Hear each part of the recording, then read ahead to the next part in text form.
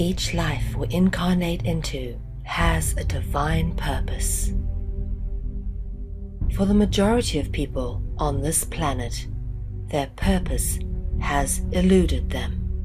We have become so distracted with the struggle to survive that we have forgotten what we are here to do.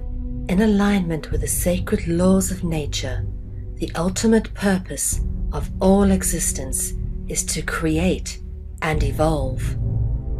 We certainly do not incarnate into life with the intention to destroy.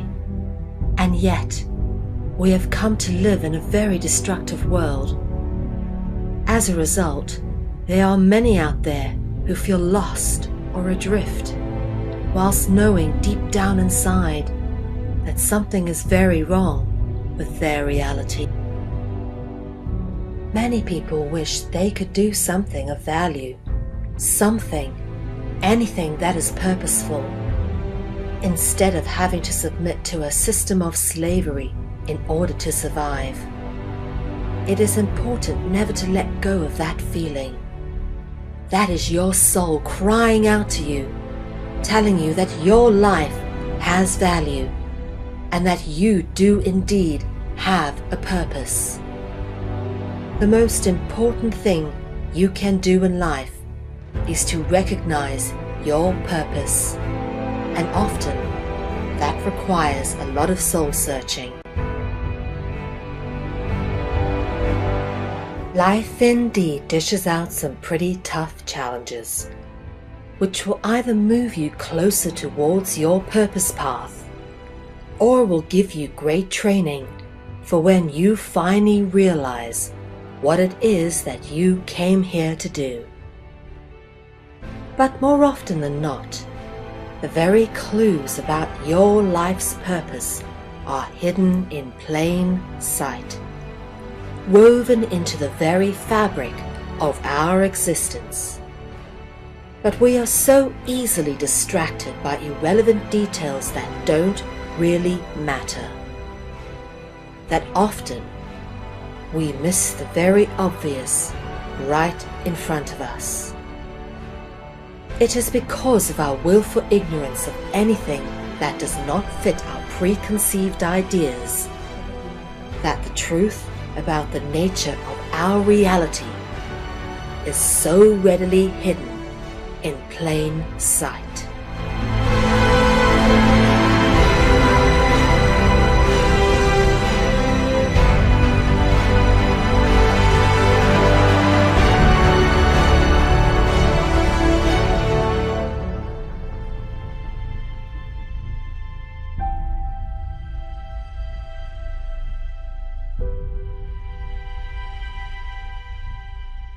This is a very deep and personal journey, which has come to be expressed in many aspects throughout my life.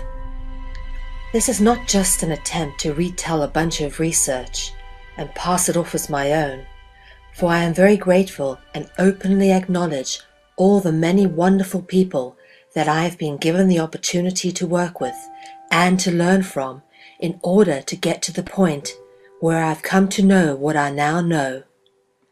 This is a journey I was always destined to go on, and likewise, how I have come to know this information forms as much a part of the story as the information itself. Your life.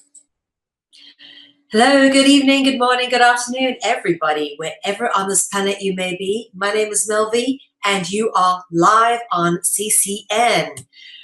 Tonight we'll be doing Dragonology, and this is season 2, so stick around if you have been following along, and if you haven't, make sure you do catch up because it's well worth getting to grips with this information. So this evening we'll be proceeding with episode 5. Apologies to those who tuned in last week and didn't get to see this scheduled episode. We did have some scheduling issues, so tonight we'll be bringing together some of the recurring themes and looking at some of the aspects and some of the things that we've been specifically dealing with over the course of the beginning of season 2, so episodes 1 to 4 of season 2. If you haven't seen them, feel free to go back and watch them. In fact, make sure you've seen season 1 while you're at it.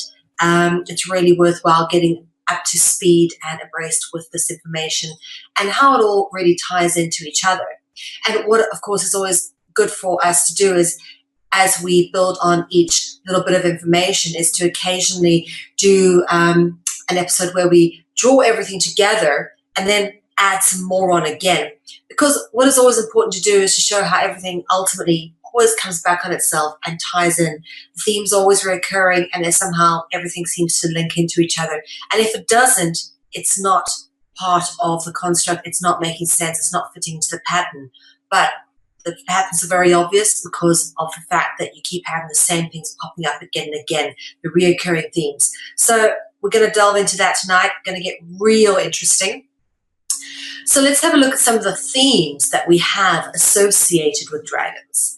Okay, and we're looking now at some of the more complex themes, not the obvious ones like, that they can fly or that they can breathe fire.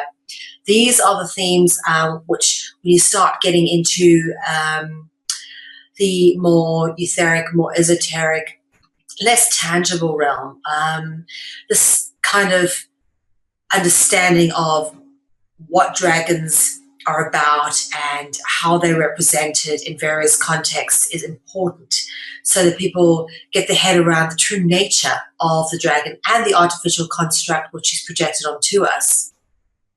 So one of the biggest things for me that I picked up right from the get-go about dragons is, of course, the duality. Black and white, light and dark, hot and cold. There's a lot of duality, there's a lot of opposites, there's a lot of contradiction, a lot of paradoxes as a result. And what I also find is a result of this duality is that they tend to put a glamour on things. For example, dragons are depicted as angels, sweet and helpful and pretty and not menacing at all. So again, the duality and the contradiction plays out through the way they do tend to put it, make horrible things look good, and perhaps that plays through very obviously in the language, and we'll be discussing a bit of that as we go through tonight's Dragonology. All right, just to go through some old territory here. Covered off angels quite a bit in the past, but angels are typically thought of as benevolent beings and are portrayed as such in artworks, sculpture, and literature.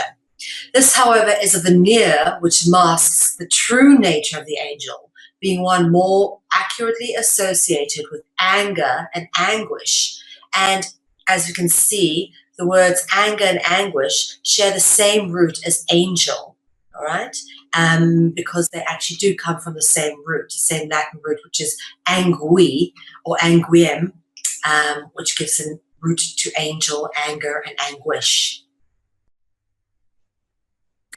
Another example of this as well is very obvious in the beings that are known as harpies, which also winged feminine beings, and they turn up in Greek and Roman mythology. And sometimes harpies are depicted as graceful, and sometimes they're depicted as ravenous, meat-eating, sort of beastly-like creatures. But the harpies are referenced feminine spirits or dragons from Greek and Roman mythology, and the word harpy is cognizant with the word happy, despite the fact that, they're sometimes a bit like succubus or vampire-like in portrayal. They're not necessarily angelic in portrayal. They're quite monstrous.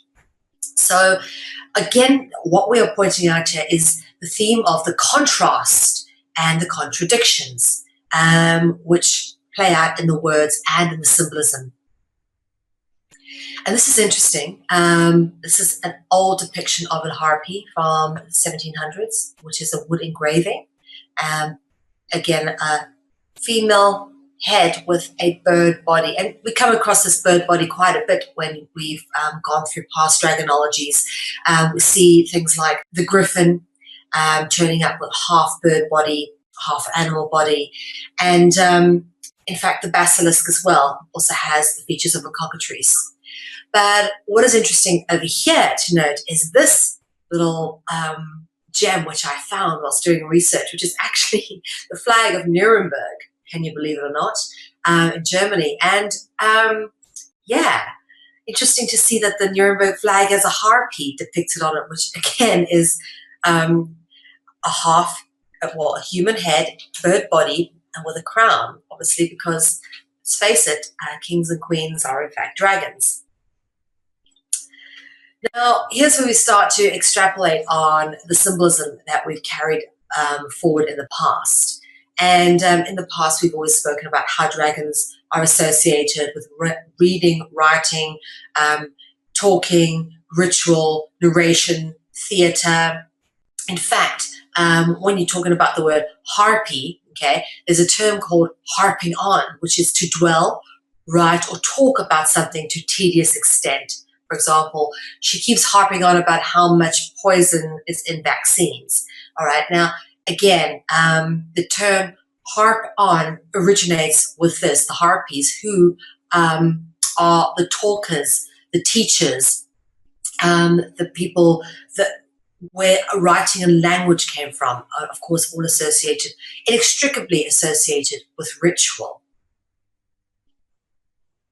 And of course, angels and harps. They're so inextricably linked in terms of when you think of things that are synonyms or always associated with each other. You normally think of little cherubs and harps or angels and harps, and they are quite a common feature in classical art depictions of angels.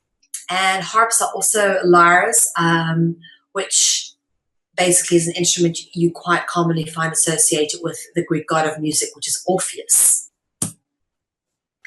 Now, we touched a bit on this last Dragonology episode, episode 4, which references the smiling, happy, laughing angels and what that is all about. And this goes into some very interesting territory. So why we pick up on this again and to drive this home is specifically because in ancient Babylonian traditions, angels were known to kill through smiling or laughing at children. And this is a very interesting depiction. You find quite a few of these menacing, smiling-looking angels, and these actually evolved caricature-wise into various things, and this gets very interesting. And we'll get onto this in a second. But obviously, laughing, smiling, happy, smile, grin, as in, you know, big grin across your face. And then grin is obviously etymologically cognizant with grim. And if you're smiling and you're happy, you're the opposite of grim, which is supposed to be a grim state of being, a dark state of being. Again, we show this dualistic, paradoxical contrast, which is further illustrated in the etymological cognizance between grin and grim, which, again, spectrum, two opposite states of being. However, this paradoxical theme plays into this thing, this whole dragon etymology again and again and again. You cannot miss it, and it plays in too many times to just be coincidences. An absolute intent at creating dualism, so that those who are in the know understand this, and those who are the profane just ignorantly use the words without actually understanding the full spell casting quality of the words. So grim, all right, we talk about grin and grim. We talk about the Grim Reaper. We covered this as well previously. And the Grim Reaper is obviously veiled and sometimes depicted quite skeleton-like, or sort of, you know, tortured, kind of clown-like facey things going on. And this sort of look seems to come back again and again in various forms, caricature-wise, and we'll explore a few of those because they absolutely tie in to what I call icons that mask the dragon. Now, one of those, of course, being the clown. And you get variations of the clown. Of course, you get the happy, smiley clown, but again, that's like the whole smiling angels, they smile at children kind of thing to kill them.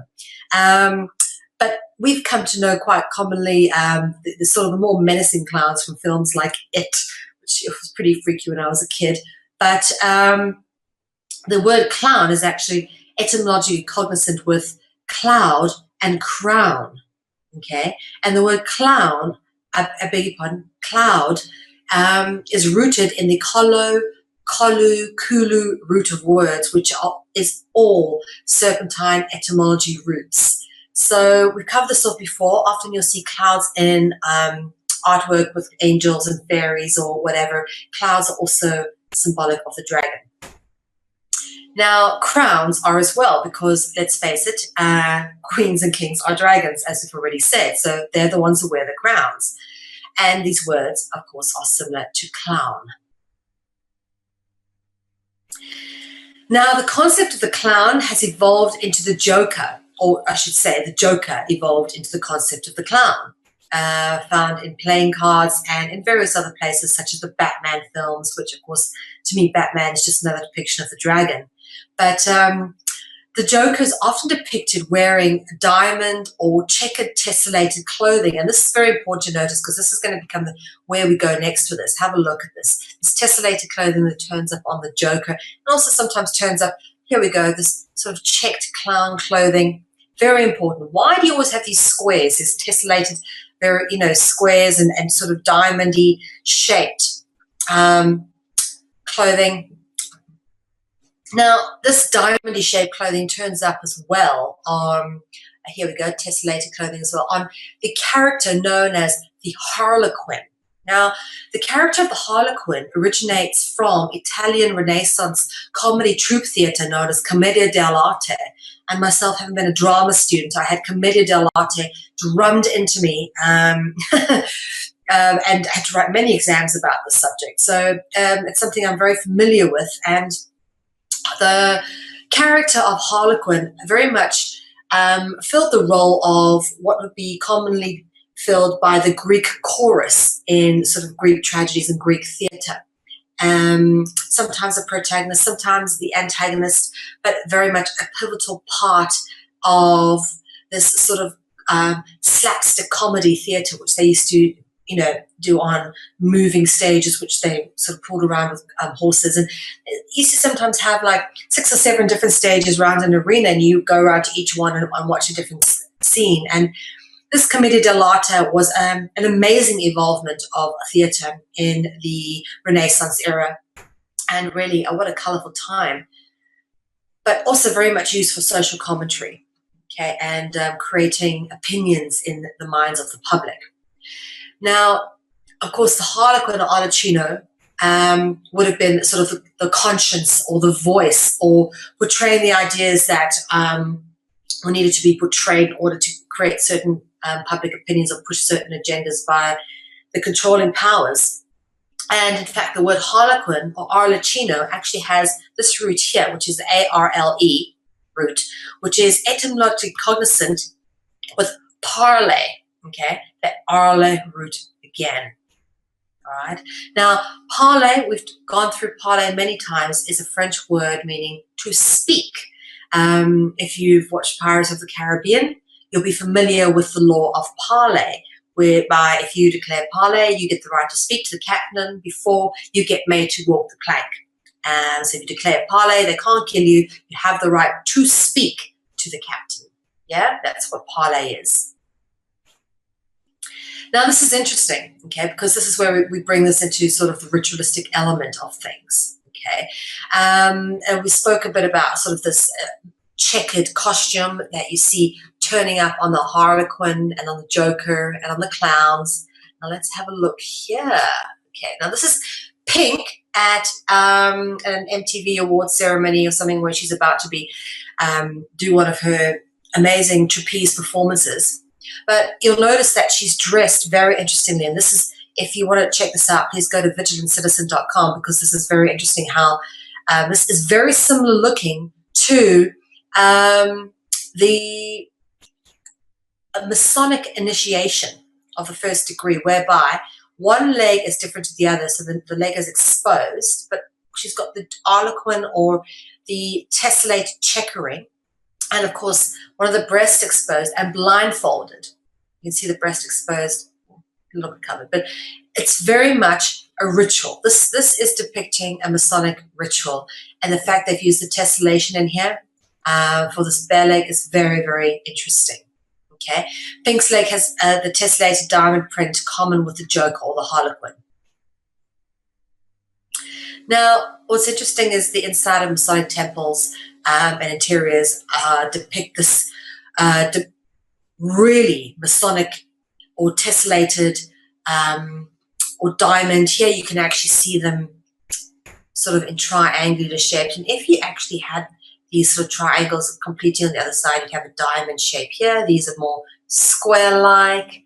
But again, the repeating tessellation pattern, it really does hide a multi-layered allegory. And we've been taught that the Jesuits claim this means black is white and white is black. But it's deeper than that. It goes deeper. And we shall go into explain this a little bit more. Here's another example of tessellation, both sort of diamond shape, which is a squashed rhombus. And here we've got the perfectly square shaped sort of on its side. Now, what is interesting about the square is the square conceals the six-pointed star, okay? I'll show you here, for example, if you cut the square in half, you'd have two triangles. And these two triangles would then interlock with each other. All right, that is what the square is actually concealing. All right, and these two triangles are the active and passive generative principles of nature. Fire and water, male and female, yin and yang. And almost all religion comes back to the common occultic principles, which have just sort of been distorted and shifted for the purposes of diversion and mind control. But ultimately, this is pure sort of like Gnostic wisdom here, of acknowledging the duality as part of the overall whole. Now, the sexuality of the star is very interesting because we already said the male and the female bits. The six-pointed star is symbolic of the conjoined anatomy of the male and female reproductive organs. And one thing you'll find is inextricably linked with ritual is sex and fertility and all that kind of thing. Obviously, at the start of spring, they sacrifice first fruits, firstborn, the spring lamb. All of that has to do with getting, fertility and reproduction and all of that. So this is innately what this is all about. Is this triangle, which obviously represents a square if you had it on the other side, conjoining together to form the male and the female reproductive organs. Now, the word cube originates from the Arabic word kab, okay, ka'ab. Now, this is where the name Kaaba is derived from. All right, now the Kaaba in Mecca is very interesting. This gets into some interesting territory, so pay attention. The Kaaba is a cube-shaped building at the center of Islam's most sacred mosque in Mecca in Saudi Arabia. It is the most sacred site in Islam as it is considered the house of God and has a similar role to the tabernacle and the Holy of Holies. So the tabernacle is obviously Jewish religion, and the Holy of Holies is Christianity. But basically, this is the equivalent, which is this square rectangular building in the middle of this mosque. The Kaaba is considered by Muslims as the navel point of the earth, where communication or sexual intercourse with heaven and the underworld is permitted. Esoterically, the stone signifies the Virgin, depicted as the altar, the cornerstone or the bedrock of the early Church of Islam. Now, what's interesting is it's a big thing for almost any Muslim you speak to will always tell you, they've been to Mecca or they want to make a pilgrimage to Mecca to go and walk around this square cube block in this mosque, and they do it 7 times. And it's actually one of the 5 pillars of Islam requires that every Muslim is to perform the Hajj pilgrimage at least once in their lifetime. okay? And some of these devout Muslims save for years to be able to go across the world just to make this pilgrimage. And once they're there, they circle the Kaaba 7 times counterclockwise. Now, what's interesting is the word Saba, and we've dealt with this in season 1. Saba is another word for 7, and Saba is etymologically cognizant with Kaaba. We've talked about Saba Ka, which is actually 7 stars, talking about the Pleiades, and Saba Ka is actually another word for angels or dragons.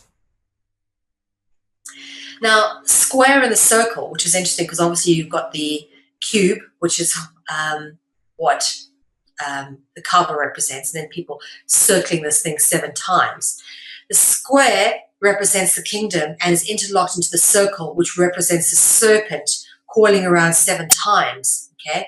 And circle terminology is something that is very similar to serpentine etymology, and we actually, even the word circle and serpent are very similar to each other.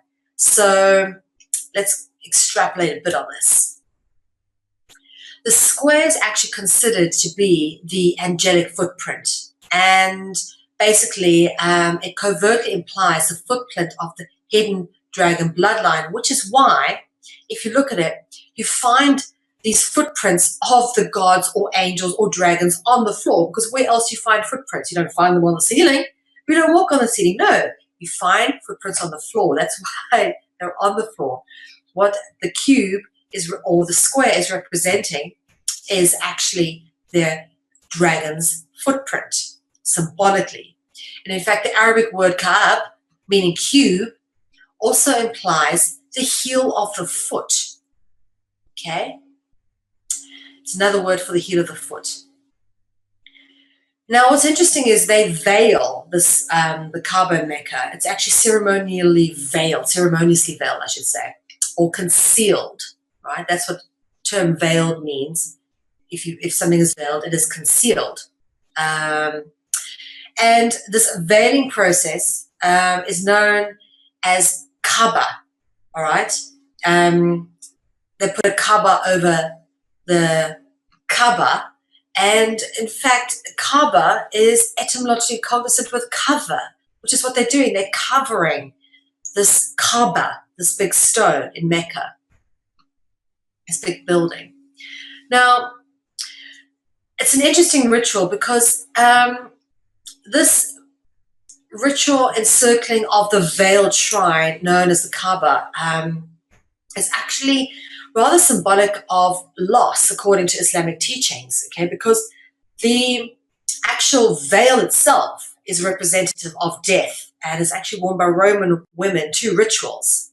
And really, it is symbolic of loss. It's almost like a funeral procession in a way, what they're doing here. So what, again, sacrifice is death, it is loss. Ritual sacrifice and all that. So all these themes kind of tying in together. Anyway, the academic Ralph Ellis suggests that Kaaba, the word Kaaba, originates from the pharaonic word keb, meaning a snake or circuit, which is cognizant with kab, Q-A-B, meaning coil. And in fact, the Egyptian god Geb, the word Keb with a Q, is indicative of the Egyptian serpent god Geb, which, as you can see here, is depicted like this, who is often being covered, and we talked about Kaaba before, covered by the goddess Nut, which is actually the word that we use for night. It's where the word night came from. So this is all very interesting. You can see the allegory that keeps coming back. So here we're going to deal with this. Veil, cover, conceal, wrap, all right? And again, we've got Nut covering over here. As you can see, she's got stars.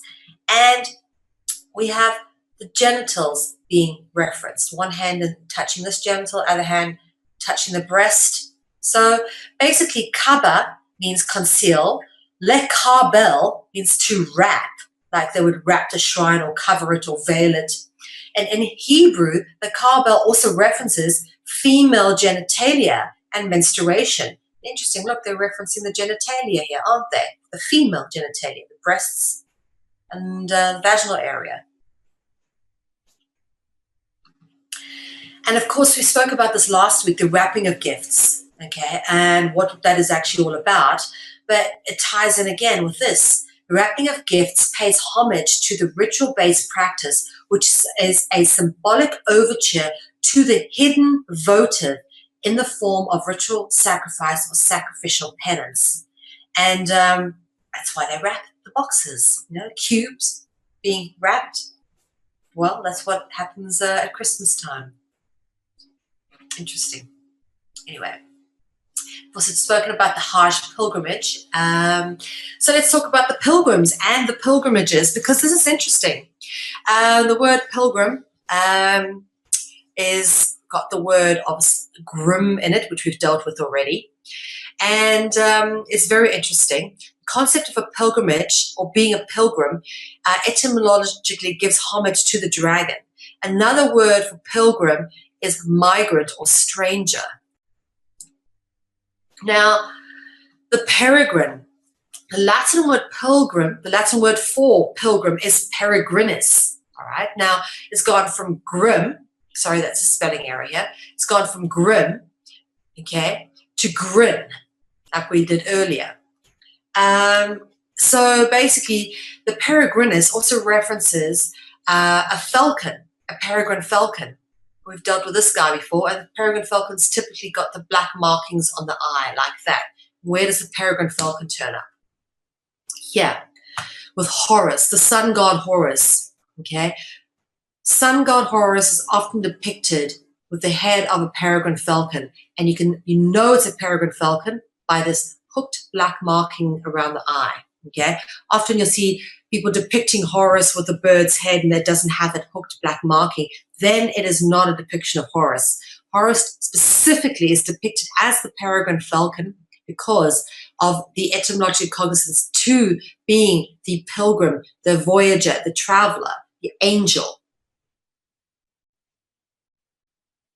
And of course, you'll notice the big solar disc on the head wrapped with a serpent.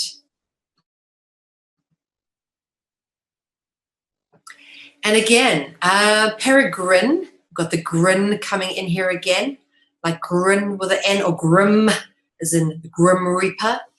The word peregrine contains two interesting dragon root words. First, the word pere, from the pala, para, pio, serpent etymological triad group of root words. And of course, as we've already spoken about, grin, which turns up again and again, with grim, as in Grim Reaper, or peregrine.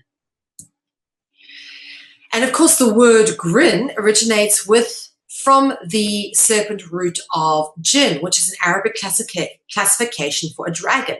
And the jinn originally was spelled with a D-J-I-N-N, then obviously went to the J-I-N and also moved into the G-I-N. In fact, the G took the place of the D and the J.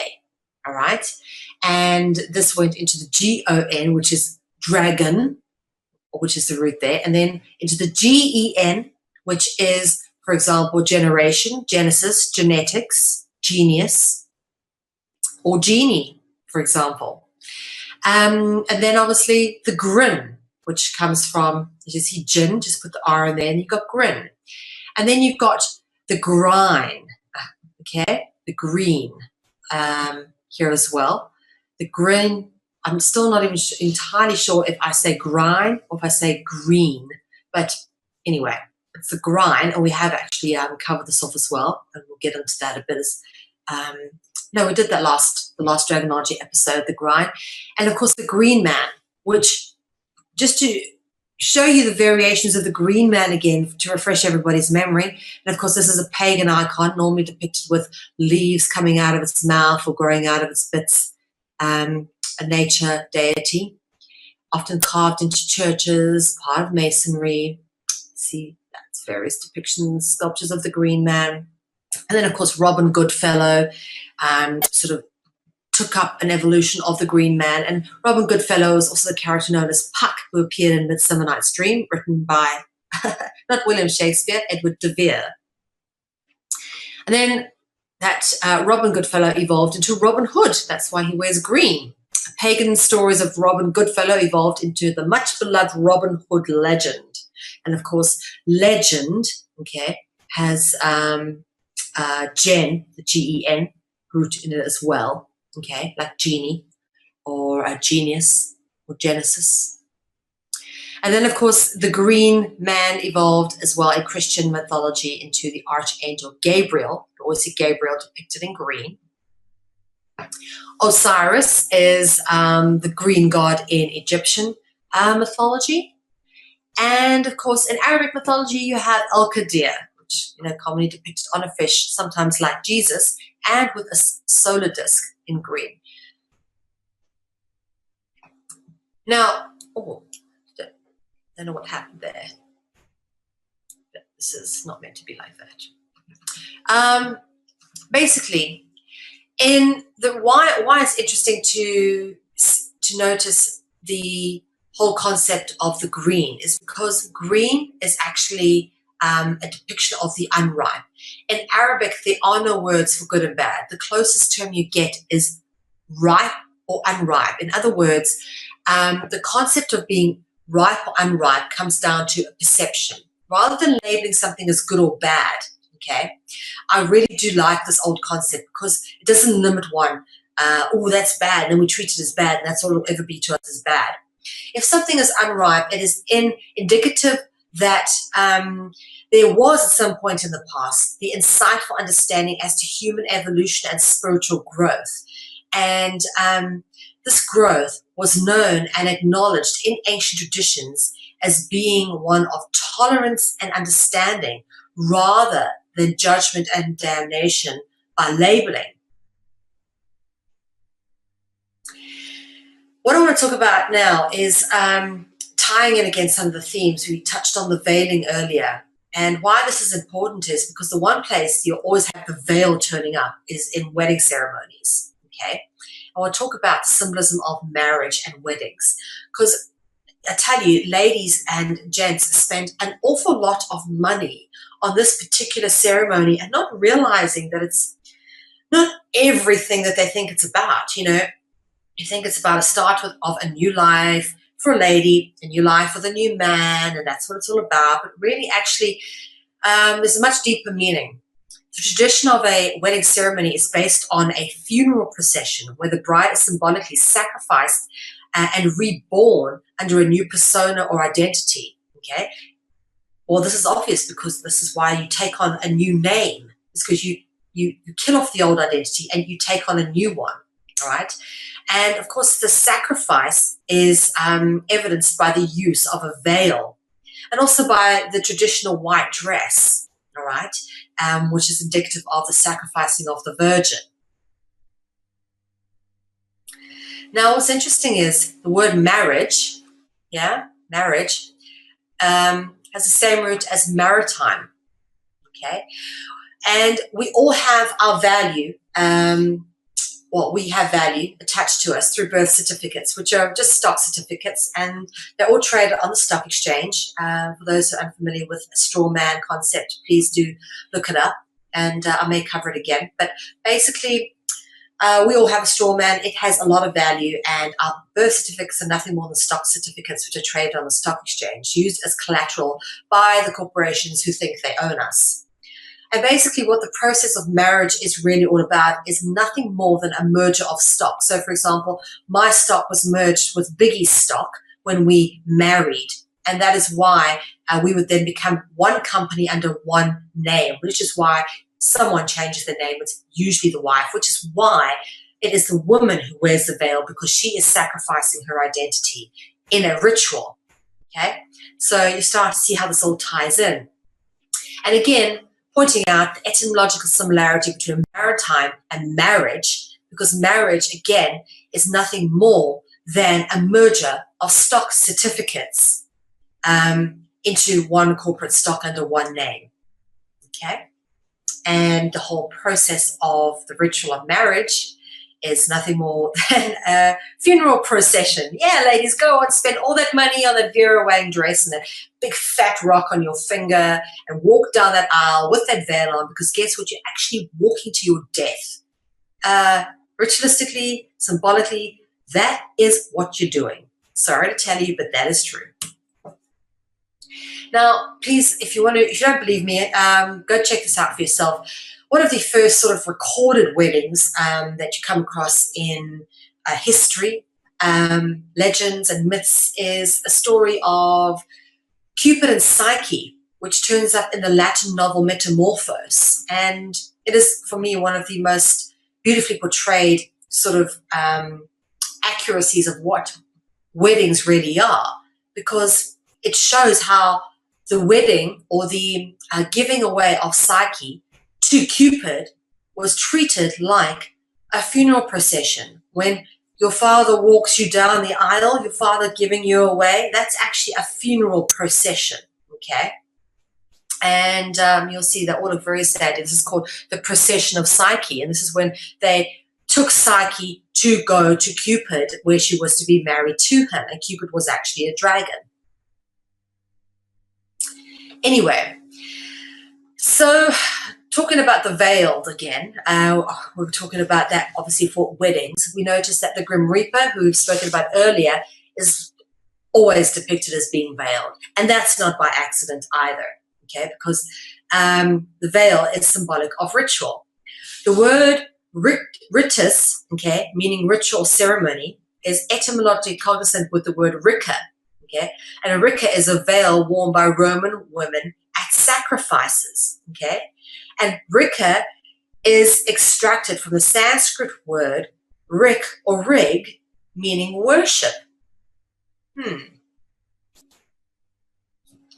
Now, a good example of, I spoke earlier about Pink in that MTV awards or whatever ceremonies, these Oscars and award ceremonies and Grammys, all they are massive rituals which they play out on the public stage. And a good example of this is obviously Satan's little helper, Nicki Minaj, in a Versace garment with a veil on the arm of someone dressed like a pope.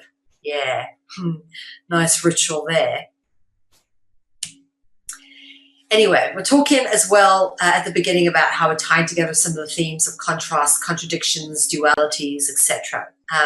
This is quite a freaky one, because when you start looking at the concept of the savior, it gets very interesting, because the concept of savior indicates occult dualism, and this is obvious when you start to examine the etymologically cognizant words. For example, the Greek word sota actually means savior. Let's look at sota. This gets very interesting.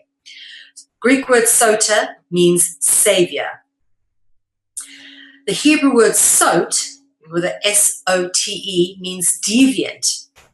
The word sita, which is etymologically cognizant with sota, all right, with this word here, sota, all right, sita, means secrecy. Sod also means secrecy. Sidis, which is etymologically cognizant with sita, means a star. All right, and Sadir means fallen, as in a fallen star. Oh, could they be talking about Lucifer? Lucifer, okay. Anyway, Sadir is etymologically cognizant with Sadir, with a C, which means to murder or kill or wipe out. All right, and you see the side, C-I-D-E root, okay, which turns up in genocide and suicide. And we've spoke about this before. The West is etymologically cognizant with death, being the death of the sun. And this is evidenced in the Indo-European language, Occidents, meaning setting of the sun, Occidental, someone from the West, and Occidir, meaning to kill, murder, or slay. Okay, it's got the side root in all three of them, which obviously is the root of genocide, and suicide, referencing death. Now, what's interesting to notice as well is side is also the root of cider, an alcoholic beverage usually made from fermented apples. You also get apple cider vinegar, which is not alcoholic. But what's interesting to notice is the apple symbolism is a recurring theme in Dragonology. In fact, the word apple is etymologically cognizant with the word afa, meaning viper, all right? And we've been through this quite a bit when we went through Genesis and the Garden of Eden. Go see season 1 for all of that. Now, more alcohol that ties into Dragonology. We went through all the condiments at one stage, went through all the fruit. And it seems that pretty much all alcohol as well, including gin and spirits, are rooted in dragon etymology. We, of course, spoke about this earlier, how gin is etymologically linked to gin, J-I-N-N, and of course the D-J-I-N-N, and is in Genesis or dragon, that root there. And then, of course, spirit coming from the root spiro, meaning dragon, and this giving rise to the word spiral or coil, which we've spoken about already. And then spy, the watcher, oculus, the occult, look, dragons, the peer, they like to look, watches, all of that ties in with the spy etymology. And of course, spit. Now, what do serpents do? Spit. And then, of course, grapevine and wine. We cover this off quite a lot as well. Alcohol being linked with the dragon, grapevines and red wine, which is symbolic of the angelic dragon royal bloodline, hence why the Rothschilds have huge vineyards. It's all tied into each other. In fact, alcohol is very commonly used in ritual ceremonies. And in fact, the most commonly known one is the Eucharistic rituals of Holy Communion. But you think about Bacchus, the Roman god of wine and revelry. They used to get really, really snot wine drunk and all have orgiastic intercourse with each other as part of their rituals back in ancient Rome. Sounds like a jolly old time to have been alive. Anyway, feasts. I beg your pardon, skipped a few. Feasts, festivals, and celebrations. Feasts, festivals, and celebrations. Now, this is interesting. It's a lovely festival with a bit of a sun symbolism, all being worshipped here. That looks just like so much fun. I wish I was there. The word festival, as we've spoken about before, is rooted in the word feast, indicative of sacrifice or cannibalism. In fact, I spoke as well about the word feast and coming from the word feastus, which is in fact very similar to the word fetus. Again, indicative of cannibalism and sacrifice, immolation of the firstborn. We spoke about the word sota earlier. Sota meaning savior. It's a role reversal. Sota, which means savior, is depicted in Islamic and Christian traditions as the Antichrist. Yeah? And sot, all right, is etymologically cognizant with the Dutch word zout, which is Z-O-U-T, meaning salt. And we spoke about the covenant of salt in great detail in previous Dragonologies. And in fact, salt is so important that it even has a masculine and a feminine definition. Sal being the masculine version of salt, and saltus being the feminine version for salt, also referencing female genitalia, saltus. And what's very interesting to note is the word sota, okay, turns up in one of the most commonly used words in our genre of work, esoteric. Who knew what the word esoteric really means? Now we know, because it's rooted in the word sota, okay? Sota is disguised in Greek as esoterikos and is extrapolated in Latin as sodalis, okay, as we said sod earlier is a root. Sodalis, the sodalis are members of a secret society or a priestly college. And of course, sod, giving root to the word, the sodalis practice sodomy as part of ritual, as indicated by the common root sod. Not just sodomy, pederasty with younger people, with children, and it's all considered part of their religious rituals. So is the practice of bestiality. And in fact, it's so important that they would carve it into stone so that it could be remembered never forget, if they're prepared to carve something to stone, it must be important. It's the things that people find important that find place in their mythology. And their mythologies were preserved in carvings, architecture, and artworks. And this is where we get all of our information from today. And that's it, guys. If you have missed anything, please do catch up on previous Dragonology's episodes, Season 1 and episodes 1 to 4 of Season 2, which are all available in high definition downloads from ethiemarket.com.